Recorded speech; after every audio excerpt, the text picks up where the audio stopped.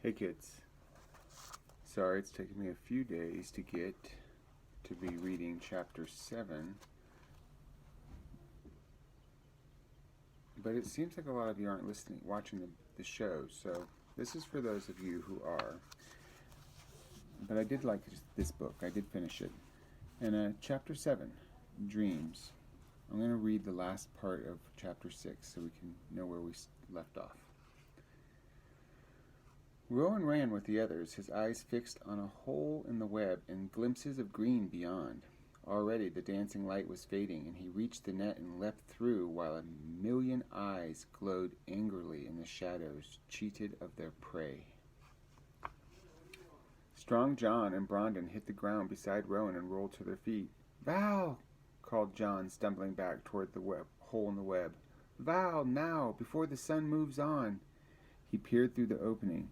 "She is just standing there," he muttered in amazement. "She keeps looking back along the path after Ellis." Remember, her brother had ran off because he was afraid of spiders. "John, make her come," shouted Alan. "The sun will soon—" "Val!" roared Strong John, cupping his hands around his mouth. "You are needed. You must come quickly." There was a cry from the other side of the web and the sound of running feet, and then Val was hurtling through the black-ringed hole, hitting the ground with a thud, and Strong John, Marley, and the loon were stamping and stamping the grass all around her as crawling spiders fell from her clothing and hair. Val sat up, brushing feverishly at her face and her shoulders and at the back of her neck. "No, no," exclaimed Marley. "All is well, Val. There are only a few of them, and now they are dead." Val looked around her cautiously, taking in her surroundings. Then she opened her clenched fist and looked at the mirror. Amazingly, it was still in one piece. "It did good service, but I could only keep the light on the web while it remained in the sun. I leapt from a distance, but some of the creatures had already returned to the hole before I reached it." She passed the mirror to Marley and sat down with slumped shoulders, staring into space. "We appear to be safe here." Alan waved her arm at the surrounding trees. "From the spiders, at least. Their territory seems to end with the silken door. What other surprises this forest has to offer, I cannot guess.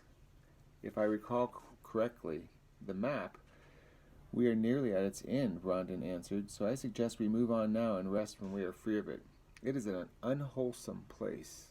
Unwholesome can mean wholesome means it's healthy and strong and good for you, so unwholesome would be the opposite of that. Not healthy and not good for you. Something's wrong with it. In silent agreement, they set off again, due west along the path. They were 6 now, instead of 7, and they all felt this keenly.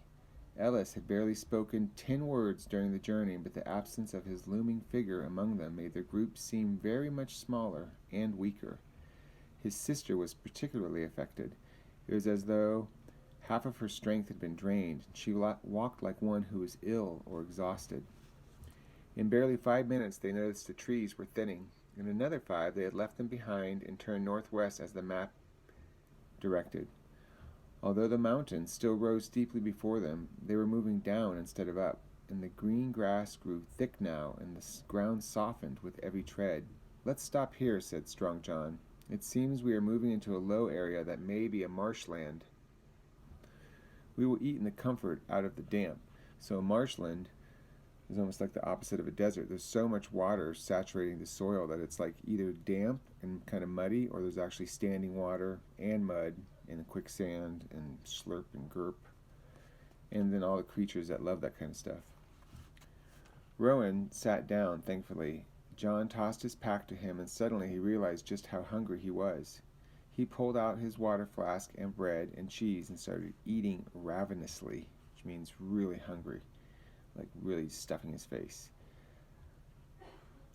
His mother had packed his food for him in the kitchen at his home only this morning, he thought with wonder. Only this morning? It was hard to believe that he had been away from the village for so short a time. So much had happened to him that it seemed like days, not hours, since he had patted Star and murmured to her, and since he had hugged Anad and kissed his mother goodbye.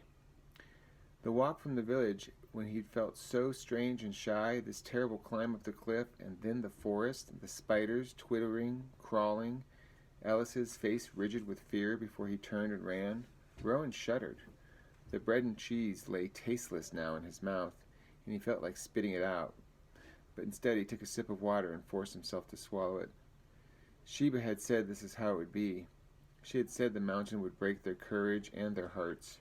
Well, it had broken Ellis's in a way that no one could have possibly predicted, and he was gone, leaving 6 hearts to carry on.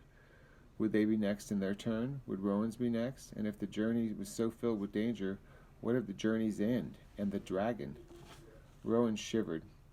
He must not think of that. One step at a time or his fears would overwhelm him. One step. The map! Rowan pulled it from his belt and unrolled it. Half in excitement, half in dread, he looked at the second blank space. It was filled. Nothing here is as it seems. Dreams are truth, and truth are dreams. Close your ears to loved ones' cries. Die if you believe your eyes. Bind with ropes your flesh and blood, and let your guide be made of wood. Rowan stared. The map, he began timidly. A message. In a flash, John was behind him, looking over his shoulder. Alun and Marley too came running, and Brandon joined them more slowly, grumbling a little. And Val remained where she was, slumped with her back against a rock. This verse is more confusing than the last, exclaimed Alun. Yet we know that the last one was important to us, said Marley, and this one must be too. And she read it and she frowned. Close your ears to loved ones' cries. She glanced at Alun. We are going again into danger, it seems. We knew it from the start, said Strong John, that every part of this journey would be so. He rubbed his chin thoughtfully. Bind with ropes your flesh and blood, and let your guide be made of wood. So the party leader is of importance this time. We'd better decide what is to be done about that. What does it mean to be made of wood? Wood is hard, said Marley, hard and smooth and cool, bloodless, Alun put in helpfully, unfeeling, incapable of pain. Strong, said Brandon, sturdy, natural, of the earth. Yes, Strong John rubbed his chin again. The least emotional of our party, then, the one who can resist the cries the most of others, the one with the fewest ties to flesh and blood things, that person should lead us. Well, it is not I, said Alun decidedly, and of course it's not Rowan, and I would venture to say, Strong John, that it is not you. Not these days, at any rate. And he shot a sly look at Rowan, who turned his head away. He did not want to think about Strong John and his mother. Not now, not ever. I believe that of the 3 remaining, I am the most likely, said Brandon, for I have no family and no loved ones, and I work all day with wood, day out and day in, and I find it pleasing. I believe only what I see with my own eyes. I will lead. And so it was decided. 30 minutes later, fed and rested, they were traveling once more, walking northwest by the compass. There was no obvious path now, and pleased to be leading, Brandon was in good mood for the first time since the journey. Val, walking behind her, became strangely silent, her feet dragging. Alun and Marley came next, and then Rowan with Strong John, who was also carrying the boy's backpack to balance the load.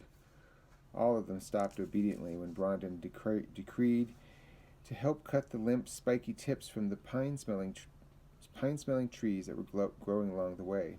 God, I couldn't read that. Brandon said that later she could use the stems and bind them together to make long-lasting torches to replace the ones that had been lost when Ellis fled. Yeah, so remember, they have to go back through the web. They're going to need torches, or torches are just a good thing to have, probably. They were still walking downhill as the ground was becoming wetter underfoot. The green grass had disappeared and their boots were beginning to sink slightly into the mud.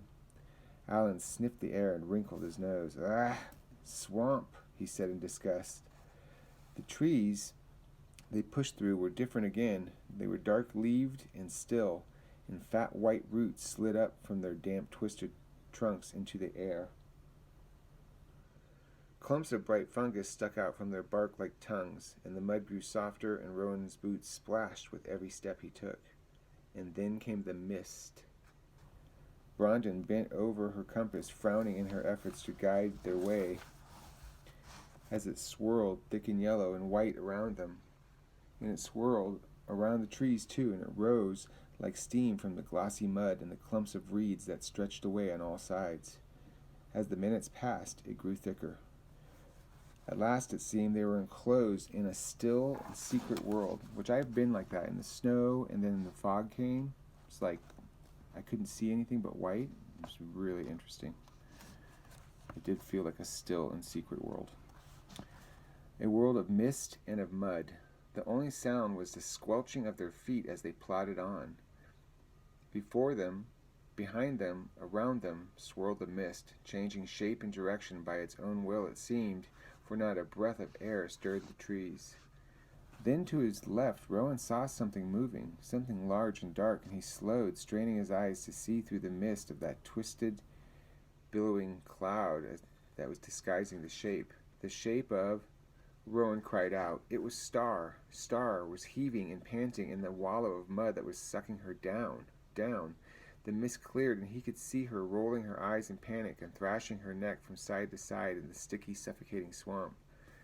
Without a thought, he leapt to her rescue, ignoring John's shout of surprise, and he could hear her bellowing in fear, calling to him, "Help! Help! I am coming, Star!" he screamed.